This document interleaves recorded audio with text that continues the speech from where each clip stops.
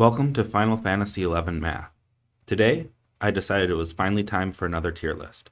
And this time, I'll be looking at what I feel are an underutilized set of weapons in the Superior 5 or SU5 weapons. Superior 5 weapons require Superior 5, otherwise known as Master, to equip. They're bought off the auction house, crafted via crafting shields. You then augment one of three paths, using points from defeating monsters in Dynamis Divergence, or Heroism, which drops from Dynamis Divergence.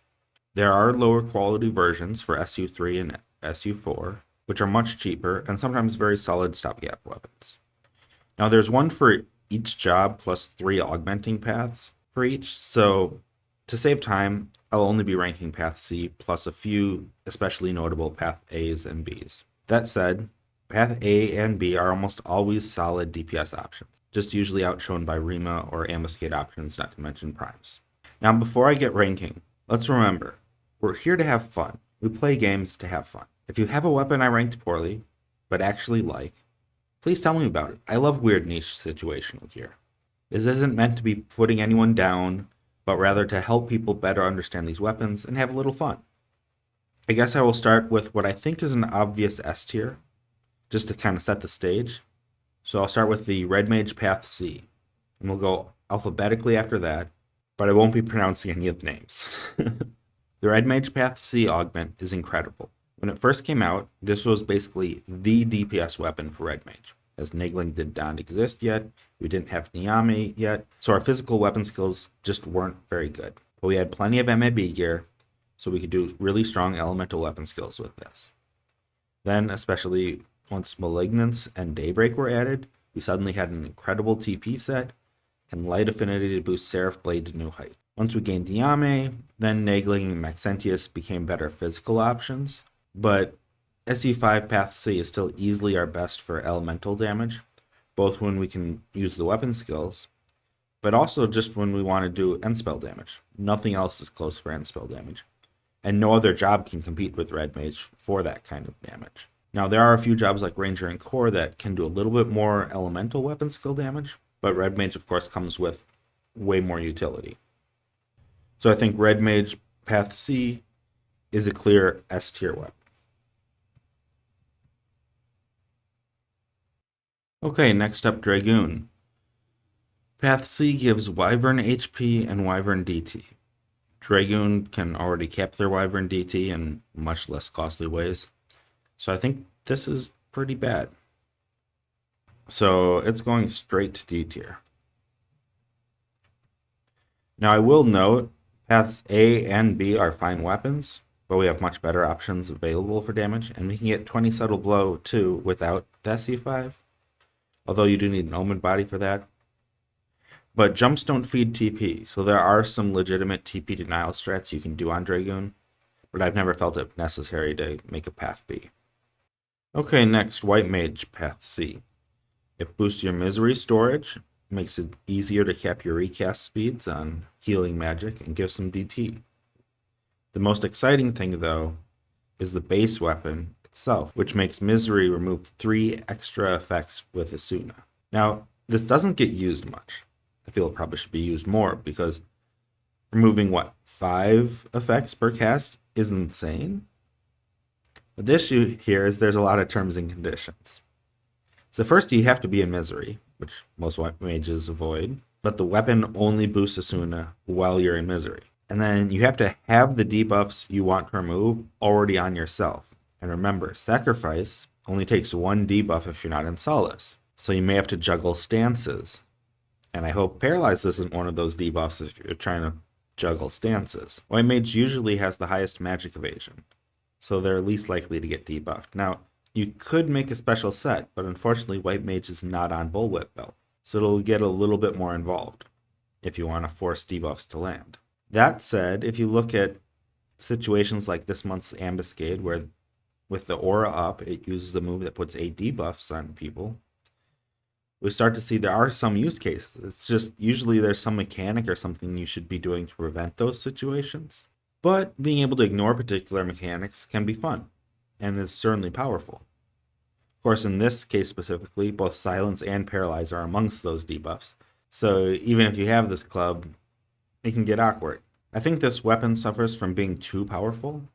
The game doesn't really ever expect you to be removing 5 debuffs per cast, because without this weapon, that's just gross.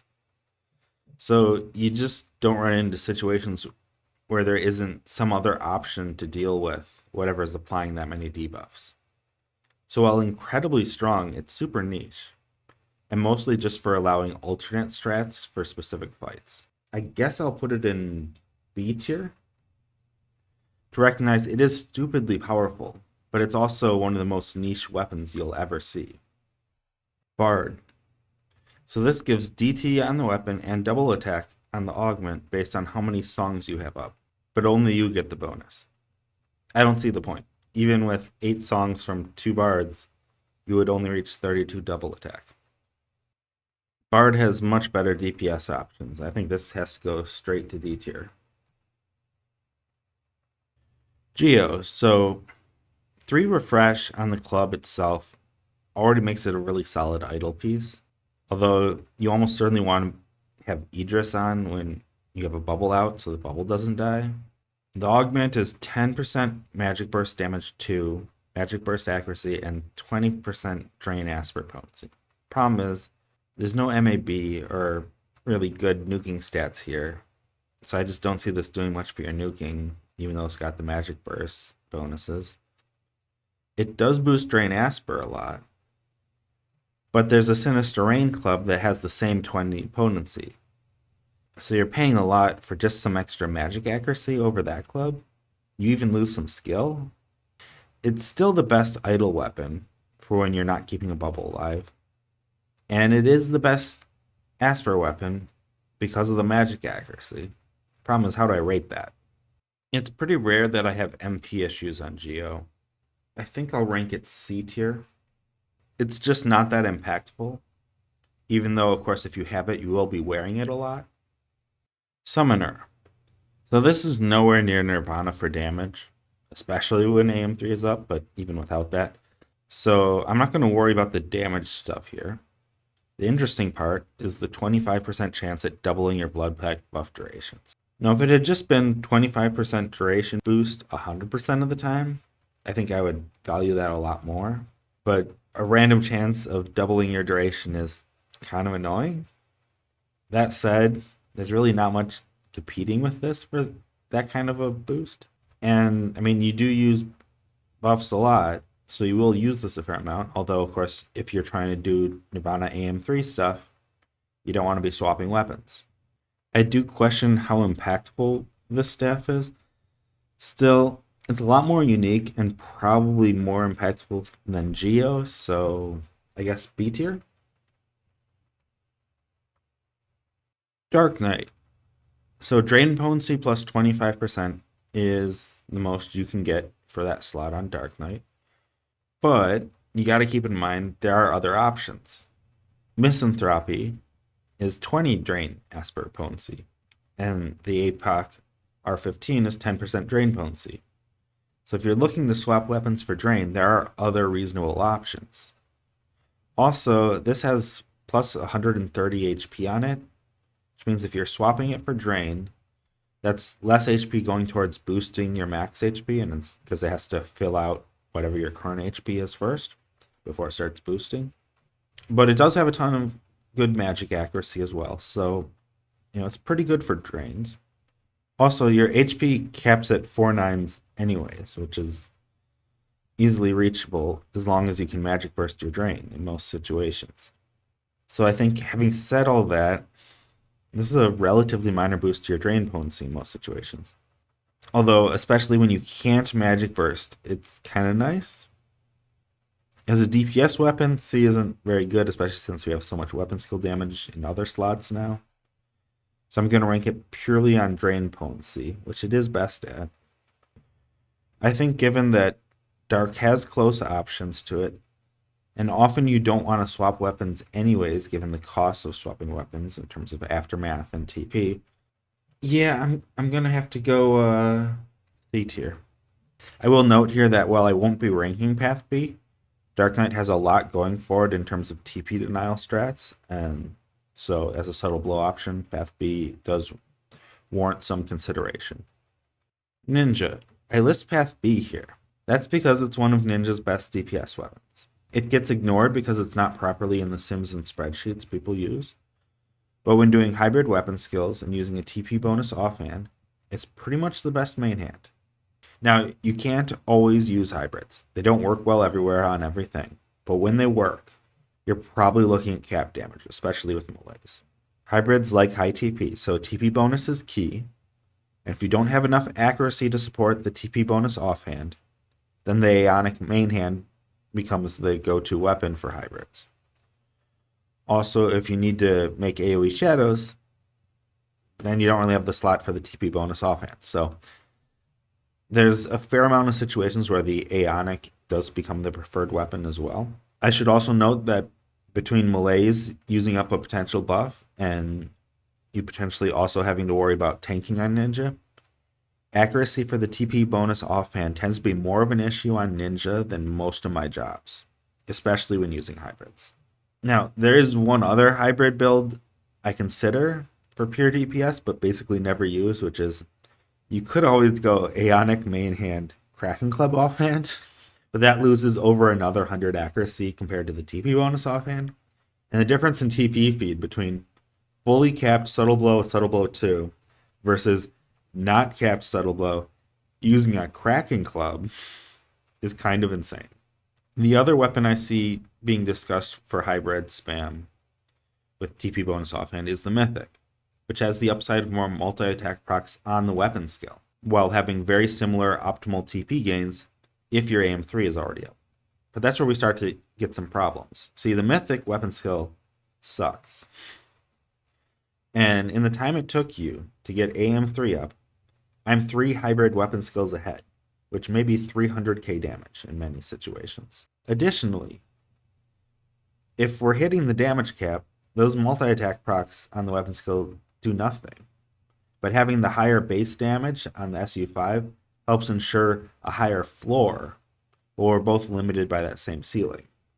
I've also used it many times for TP denial.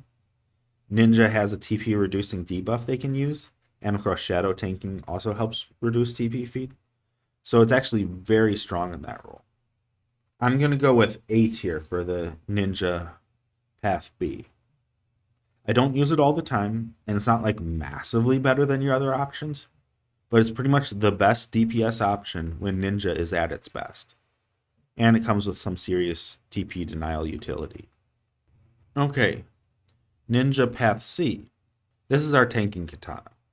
Most people focus on the 10 enmity per shadow, which is nice, but mostly just good when you don't have hate, because when you have hate, you will constantly be losing those shadows. The bigger deal is actually the recast reduction, which allows you to wear a ton more plus enmity while still capping your recast times for ninjutsu. This is absolutely crucial for ninja tanking, but the Bonanza weapon has made it somewhat redundant. Anytime I can use AoE shadows, hate is simply not an issue. Having up to 6 times the hate is insane. And I really don't need to use this on top of that, although you certainly can. That said, one of the main selling points to ninja tanking is Migawari, and a common way to strategize around that is everyone else staying out of range, because if I need Migawari to survive whatever it's dishing out, it's probably defeating everyone else in range. In those situations, AoE shadows might not have anyone in range, so Path C becomes crucial again. Also, I don't know that I should really be lowering this ranking because of a Bonanza weapon that you either have or you don't. Now, there is the problem that ninja tanking is still uncommon and certainly situational. It has moments where it shines, usually ambuscade, but a lot of fights it's bad. Path C is a massive boost to your ability to tank on ninja. So I think I'll go A tier. Mostly held back by the limitations of ninja tanking. And I'm choosing not to hold the Bonanza against it.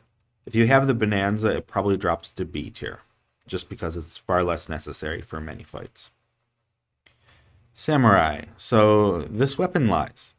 It says it's able to use all great katana weapon skills, but they never updated it with the Prime. Now, before you say that would be broken, it also only works while second Oki is up. so it would have been fine. Instead, it only adds the relic weapon skill without any of the relic weapon bonuses to it, which is kind of terrible. This weapon is really strong during Sekinoki, but no matter how much you boost a single weapon skill, it's not going to go over the damage cap. So I don't really see the point in this weapon.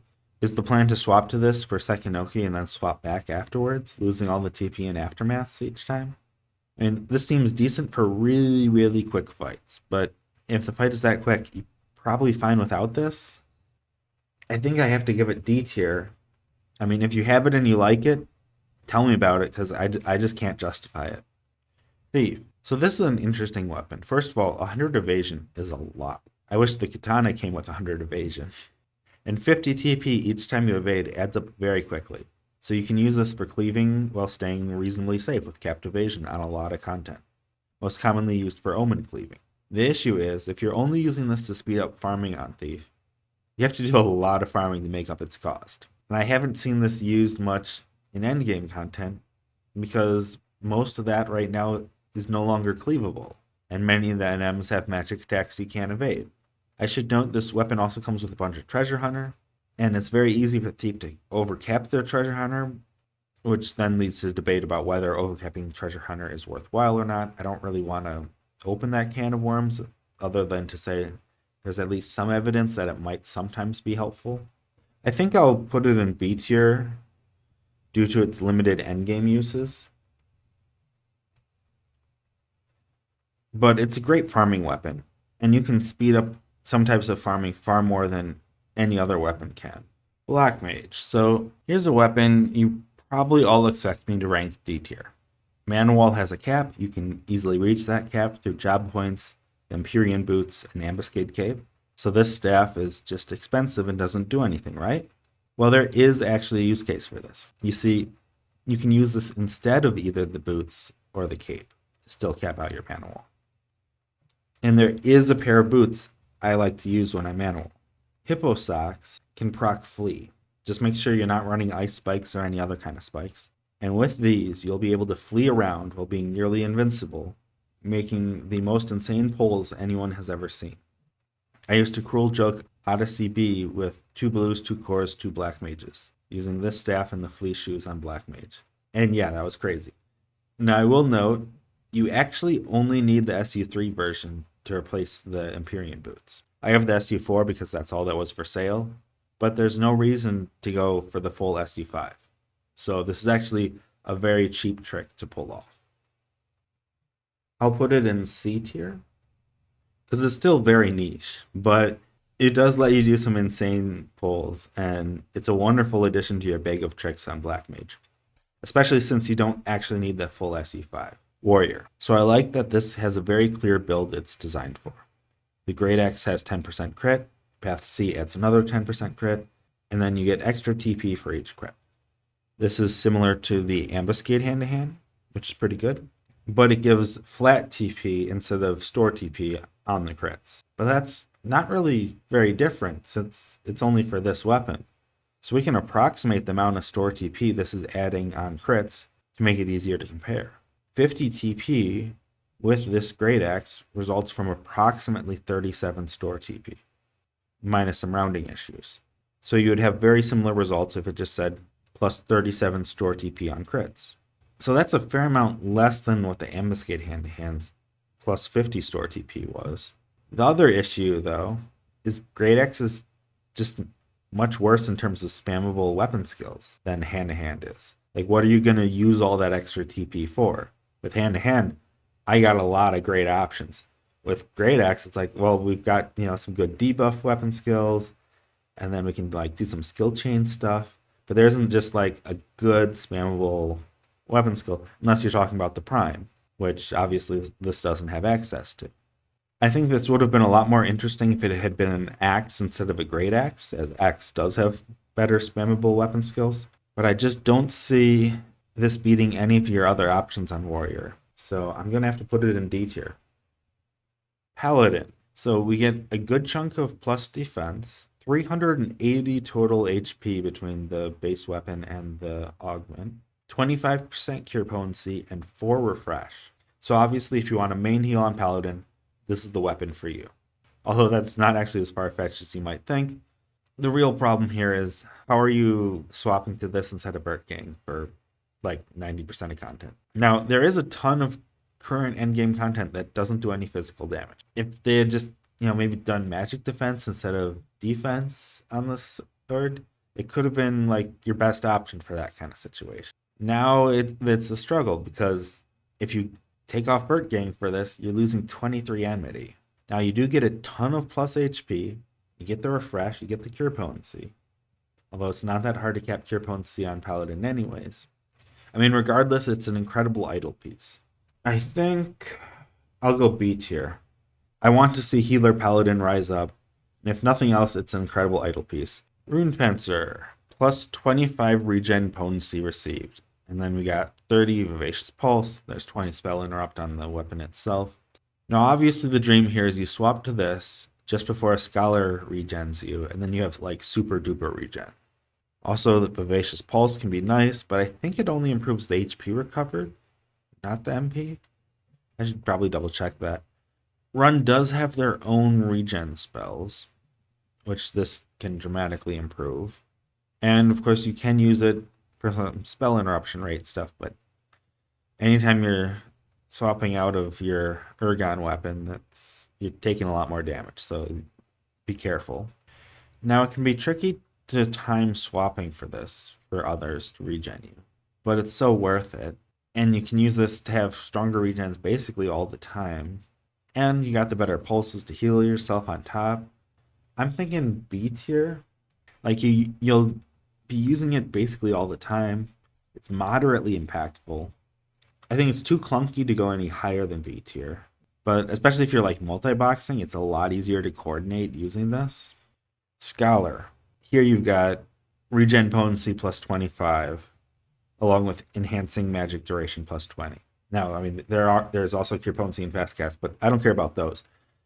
The regen potency and enhancing magic duration. I'd argue this is probably the most important weapon for Scholar for most content.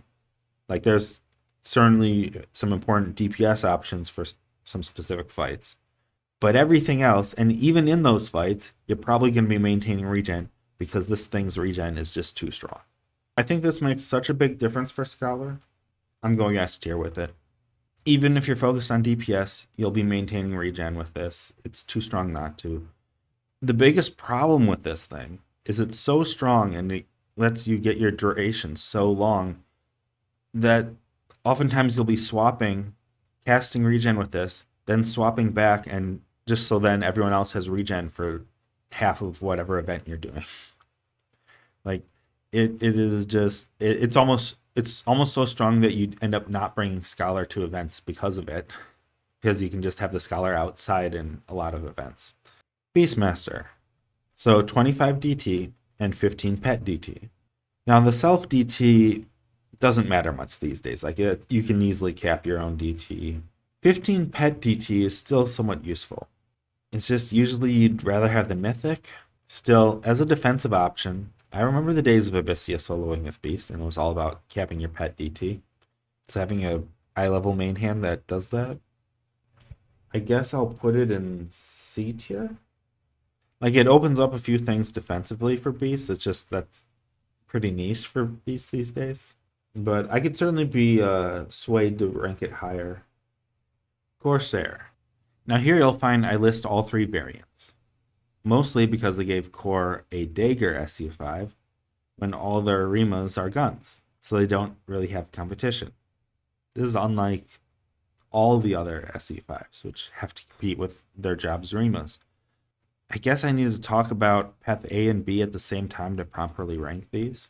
So Path A has 25 store TP and the increased melee white damage. But the big deal here is 25 store TP, because that works on ranged attacks. So basically all ranged builds are massively improved by Path A.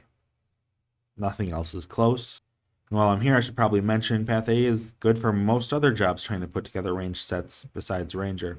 That 25 store TP main hand is just amazing. So, all those Ullr paladins out there, keep that in mind. Path B can gain TP slightly faster in melee than Path A. especially with Malignance and Samural, which is commonly what core is using. So when doing lead and salute spam while meleeing for TP, Path B is generally the best, although Path A is usually your second best option there as well. So I guess Path A goes S tier because it's completely one of a kind, massively improving all your ranged builds, while also being pretty much your second best option for meleeing for TP for lead and salute spam. I also know some cores like to triple shot while meleeing, and Path A is the clear winner for that kind of strat as well. Path B is only good at meleeing for TP for lead-in builds. It does usually beat out Path A for that, and that isn't exactly an uncommon build, but there is an awful lot of endgame content at the moment that seems to have you either savage spamming with nagling or going range. So maybe B tier, especially since I think Path B is less impactful if you already have Path A. I think Path A is clearly the more important weapon for core to get. Now for Path C, this is the one that boosts your roll potency and duration. So this has the largest boost to your rolls of any item, but Roll Plus doesn't stack. It's just the highest one goes. So if you have the Regal Neck, this is only an extra +1 to your roll potency, which for example is just over 3% more attack from Chaos Roll and 4 more store TP on Sam. The other thing though is that the increased duration not only lets you DPS for longer, but means you're more likely to have more cooldowns available to avoid bad rolls. So in reality, you can expect to have better rolls more often and for longer. I guess I feel it's less transformational than the other S tiers, given the relatively small bonus over Regal. So A tier, I guess? But it is very good. Monk, Path C. This is just silly. It's a bunch of plus HP and Chakra. I mean, that's a total of 550 plus HP. But the thing is, Chakra has a long cooldown, and it already full heals you in most cases. I think the Bonanza version of this weapon does it much better, and I gave that a poor ranking. So I think this has to go straight to D tier. Now I should mention, both Paths A and B are great for Monk. God Hands is better, but they're certainly up there in the pantheon of good Monk hand-to-hands, because they give you extra TP, and Monk has great weapon skills for that. Dancer. So this is a weird one. It lowers step TP consumed, boosts step duration, and lowers flourish recasts. So the end result is a lot less TP going into steps and lower recasts on flourishes, which is strong, but ultimately all of those flourishes are usually used to have stronger weapon skills. I just don't see using this over a weapon that actually boosts your weapon skills. Maybe some niche play around TP denial strats, since it lets you be similarly TP positive on steps like the Mythic, while lowering your flourish recasts. Still, unless a Dancer can chime in and tell me how great this is, it just seems very niche to me, and I think it's probably C tier? Ranger. So this is an interesting one, but it has a few problems. One, it doesn't make its own ammo. So if you want the Super SU5 Holy Bolts to go with it, you'll need a crafter with the shield available to keep you stocked up. Keep in mind, Recycle does cap, so you're still going to be losing some ammo. And two, they're light damage. Same as True Flight. So if I'm going for light damage, 99% of the time, I'd rather have the Mythic for much stronger True Flights.